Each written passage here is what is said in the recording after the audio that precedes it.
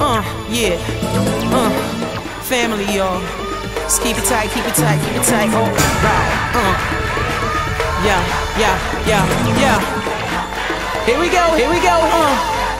We're ready to jump into the persecution in the 3rd century. So the 3rd century would be the 200s now.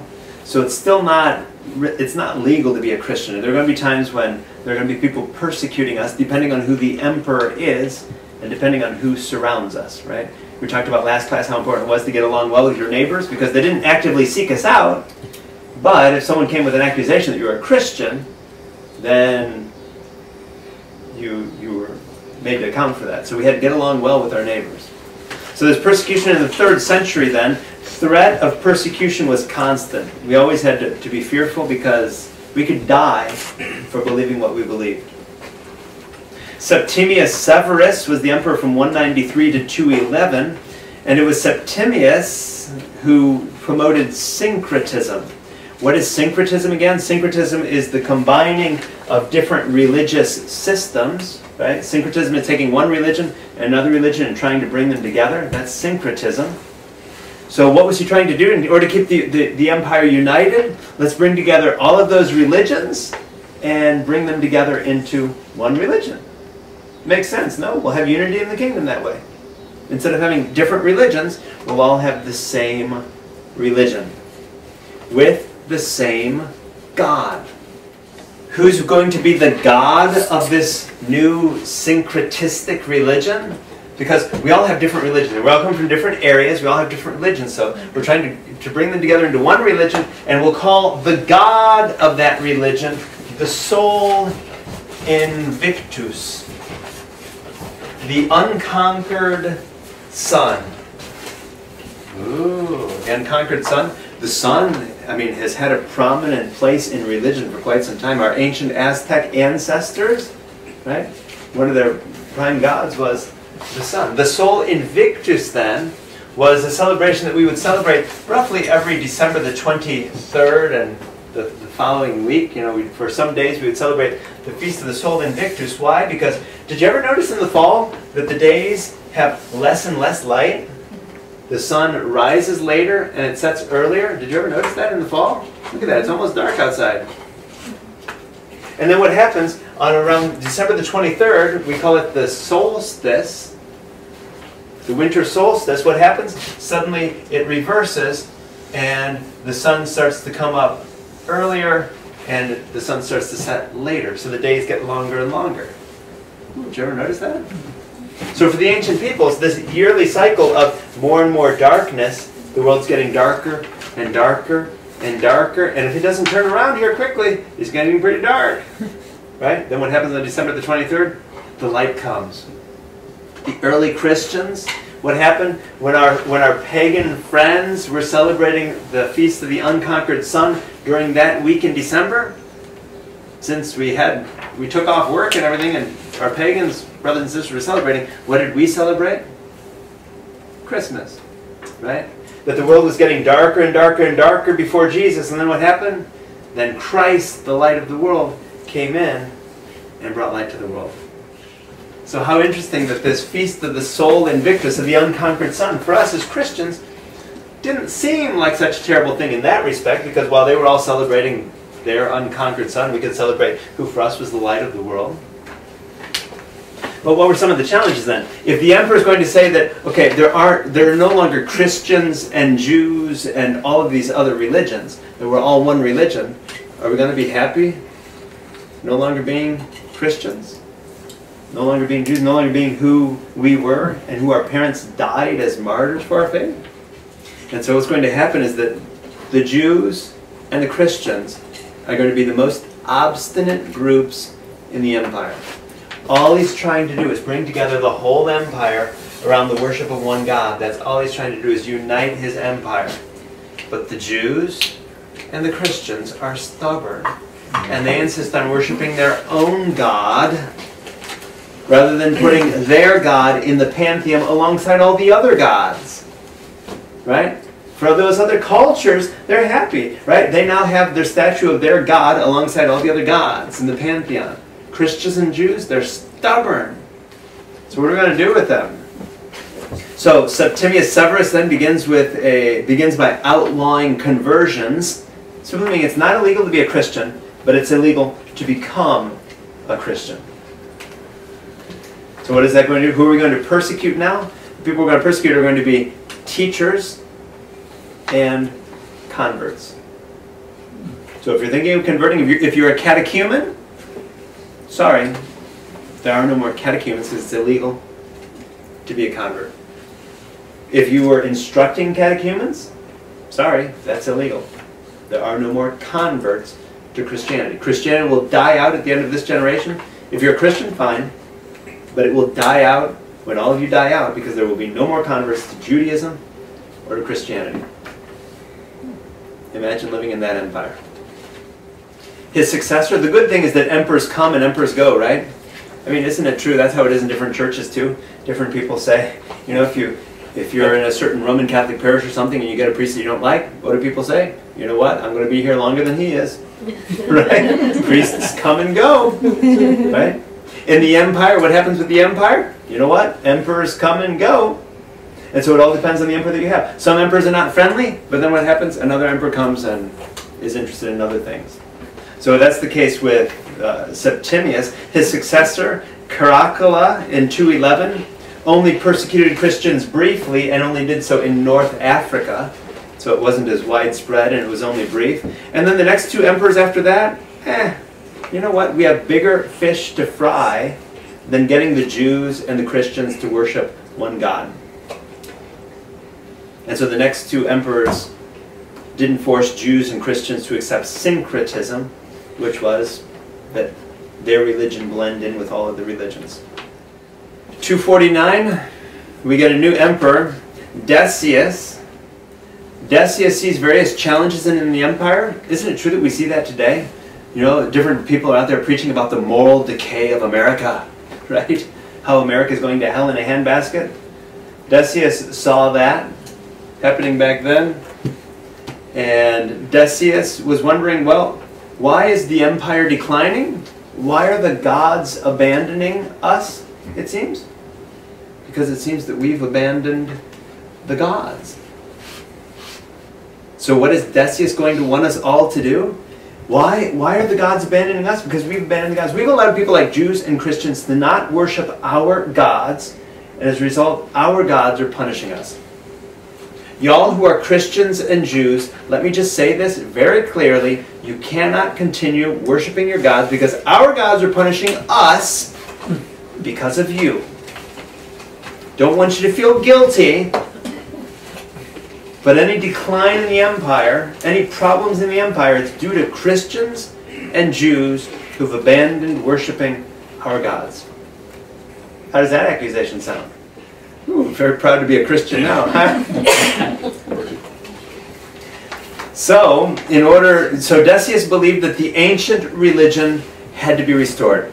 The gods that we used to worship, got news for you, gotta worship them again.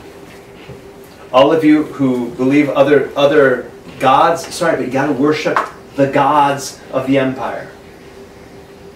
Those who refused to worship the gods were guilty of treason, which simply means that if you don't worship our God, you don't love our empire. The way to show that you love our empire is to worship our gods who protect our empire, because if you refuse to worship them, then that's treason. You don't want what's best for our country, for our empire? So Decius didn't order the persecution of Christians. Instead, what he ordered was that everyone worship the Roman gods. We're not going to persecute Christians. It's just that Christians have to worship our gods. And if you worship our gods, even though you're Christians, then you go free. Deal? What's important for us is that you worship the Roman gods. So if Deacon Cleophas worships the Roman gods, he's free to go. If the next person, Dulce, comes in and refuses to worship the Roman gods, she's a problem. Traitor. We don't need people like her because it's people like her that this empire is declining. Because she's refusing to worship our gods, and the gods are punishing us because of her. How's that for an early witch hunt in the empire? Thoughts? Optional. Thoughts? Say what? It was an optional It was an optional what? witch hunt. Self-qualified. Self-qualified meaning? You can choose to not worship, so you qualified as a part of the witch hunt. Yeah, so you could opt out of this. You would not be persecuted if you, like Deacon Cleophas, simply worshipped the God of the empire. You can worship your Christian God, Deacon Cleophas. But so long as you worship the other gods as well, all will be well in the empire. If you could please talk to Dulce, because she's not willing to worship the gods. And she is risking the wrath of the gods on our empire. Do you see the danger? It is Dulce's fault. All of the problems in America, or the Roman Empire at that time, are because of Dulce. I don't know how she can sleep at night if she just worship the gods. All would be well. Okay. Poor Dulce. So, he ordered the mandatory worship of Roman gods and of burning incense to his own image. So Decius had his own image set up. And if you offered incense at that image, you were free to go. What is incense again? Incense was an ancient image of our prayers rising up to God. Incense, we burn incense sometimes at Mass, right? It goes back to those pagan religions. When you burn certain substances, the smoke goes up, and it's a symbol of our prayers rising up.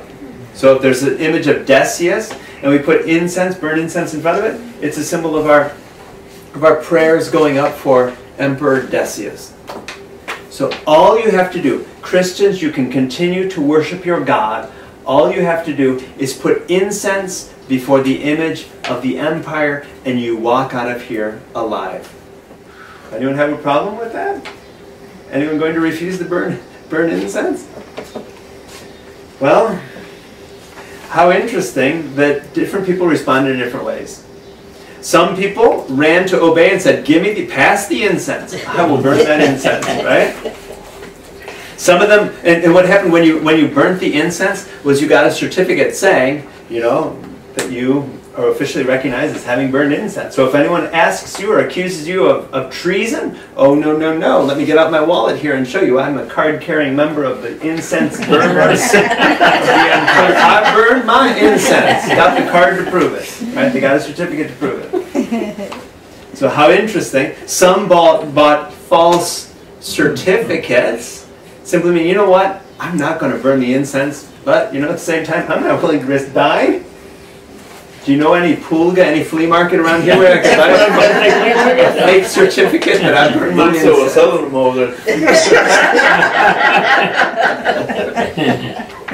Others stood firm for a while. They were like, I'm going to stand up for my faith. I'm a committed Christian. I'm going to stand up for my faith. But you know what? When the rubber hit the road and the soldiers were knocking at your door, those are the people who said, you know what? What's a grain of incense, right? And then finally there were other people who reacted by saying, you know what? I'm not burning incense to an image of an emperor, period. And so we have different people who reacted in different ways. So the problem for the church is going to become, what do we do with these people who responded in different ways? Do we treat the person, do we treat them in different ways? Those who burned incense? Or those who had false documents? Do we treat them in different ways, or do we treat them the same? In the early church, we know that there were martyrs, people who died giving their life for the faith. That's when now, during this period in the church's history, we have those whom we're going to call confessors, because they professed the faith. They didn't necessarily die. If they died, they would have been martyrs. It's simply the fact that many of them were tortured for what they did. So what do you do when you have people who stood firm and were tortured for what they did? And others who ran. The church's question, what do we do with the lapsed? Some confessors in North Africa readmitted the lapsed. Think about that for a moment. So if Angelita stood up for the faith, she is now a confessor in the church. When some of the bishops ran, I think I even saw Father Jamie run and burn some incense in front of that statue. Who should be the ones allowing people back into the faith? The bishops and Father Jamie who ran? Or Angelita who stood for the faith? Who should readmit them back? Confessors in North Africa were the ones who were deciding who should be let back in. How are the bishops going to respond to that? Oh, wait a minute. Who is Angelita Okay, so maybe she suffered a little for her faith. But who is Angelita? Has marks all over her body. Yeah, who has marks all over her body, who lost her hand, you know, who was tortured so severely. But who is she to let people back into our church without our permission? Because we, after all, are the bishops of the church. Do you see the family squabble that's happening now? So we like to think of church history as, you know, nice and neat and all of us getting along as Christians and always being on the same page. No, it's very much like a family. The stories that we could write as a family, or the stories that we could write as a church. Cyprian of Carthage, this is the interesting one. So some of the bishops, we said some of the bishops ran. Cyprian was a bishop who ran. Cyprian of Carthage, we know that he died in the middle of the 3rd century, around 258. Don't know when he was born. We believe that he was converted around the age of 40, and shortly thereafter was elected Bishop of Carthage. Again, remember, we were electing bishops. We as a people got together and elected our bishop. But then during the persecution, he fled Carthage. He is the bishop. He is the head of the church. But when the persecution starts in his city, he is out of there. He is not standing up with confessors like Angelita. And, of course, they were saying that what they were doing was in the best interest of the church. Think of that for a moment. Some people may accuse me of being a coward for running. I, Father Jamie, head of the congregation, I know I ran. You can call me a coward, but you know what? I did that because I'm no good to these people dead.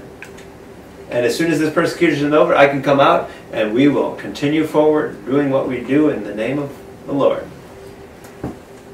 Right? Different ways of seeing the situation. Some are going to call Father Jamie a coward. Others are going to say, Father Jamie, run. Soldiers are coming. Some claim that the confessors who suffered for their faith had more authority than Cyprian. And so what happens? You have two groups of people now. The word that we use for it is schism, or some people pronounce it schism.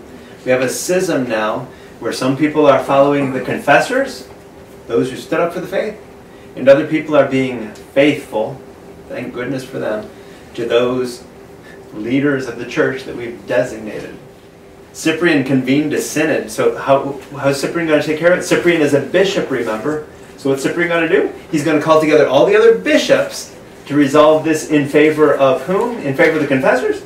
No, they're going to resolve it in favor of the bishops.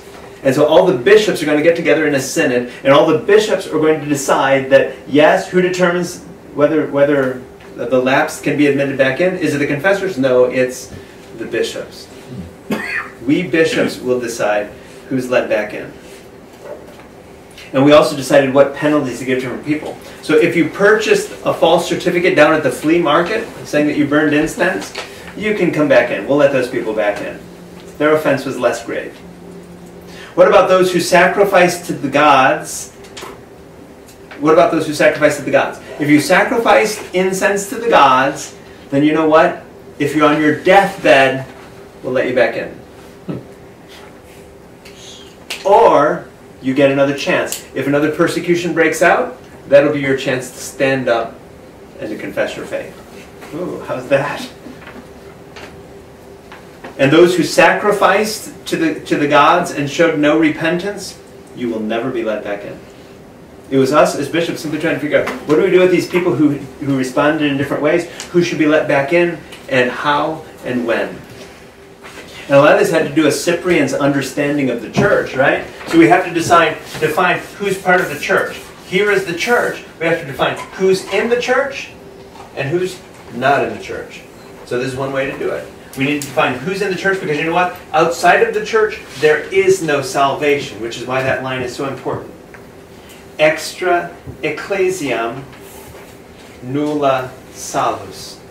Latin meaning what? Outside of the church, extra ecclesiam, outside of the church, nulla salus, there is no salvation. If you're in the church, you're with us. If you are a heretic, if you are excommunicate, if you're not in communion with us, you know what? For you, no salvation for you. The Roman Catholic Church, the image that they would use was the barque of Peter. The barque of Peter. So the barque, or in Spanish, barco, right? If you were outside of Peter's boat, there was no salvation. If you were in the Roman church, if you were part of Peter's boat, then you'd be saved. If you were outside of Peter's boat, outside of the Roman church, there is no salvation for you. As holy as you think you may be. Extra ecclesiam, nulla salus. No one is saved. Well, that's what they would teach, when we were growing up. That only the only the ones that were Roman Catholics were the ones that were going to go to heaven. That's right. All the other ones were going to go to hell. That's right. Play bingo.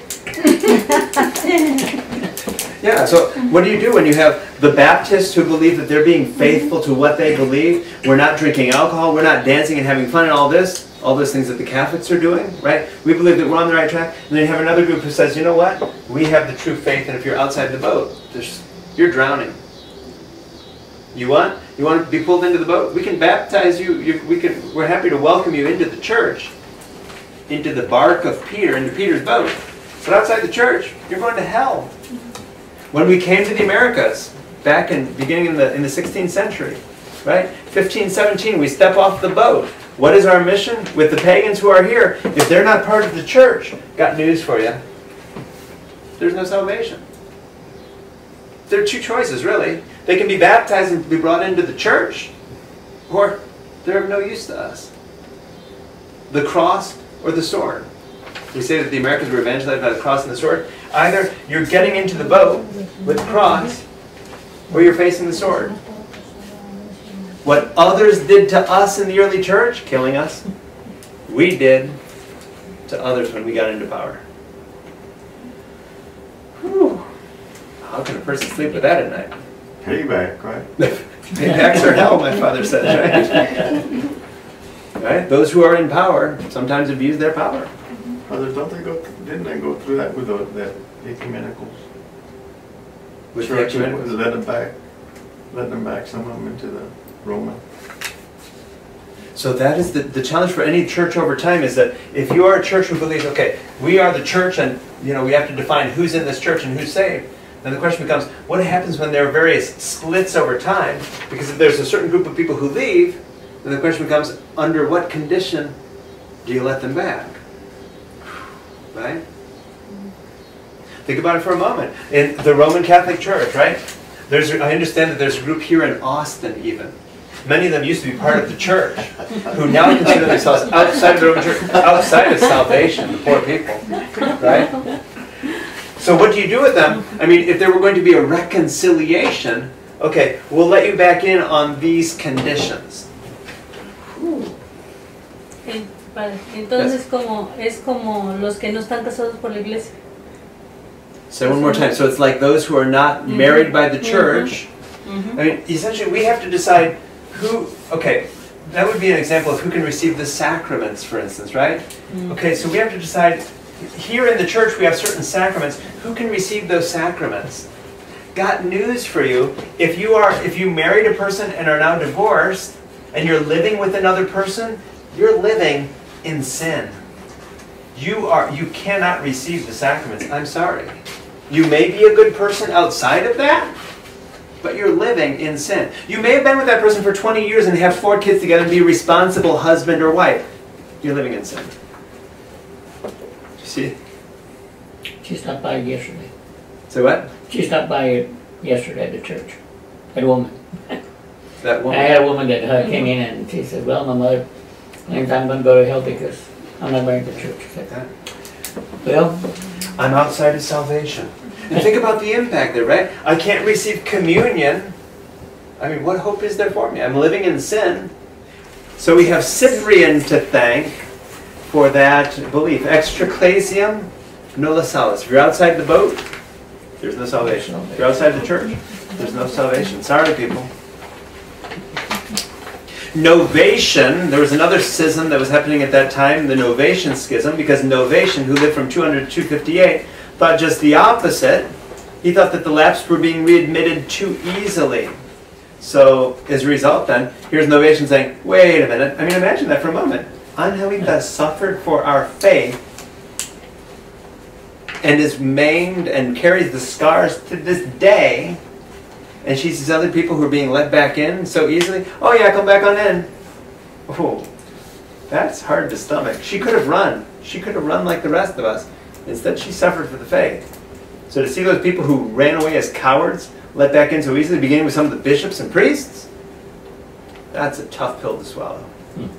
So the Novatian Schism, we can totally understand where they were coming from, because they were, okay, who are we going to follow? Are we going to follow the bishops and the priests who ran? Or are we going to follow the faithful models like Angelita, who stood for their faith? That was the Novatian Schism. Lasted for several generations. People had to decide, who are you going to follow? Are you going to follow the cowards who fled town, saying we're doing it for your own good? Or are you going to follow the faithful confessors?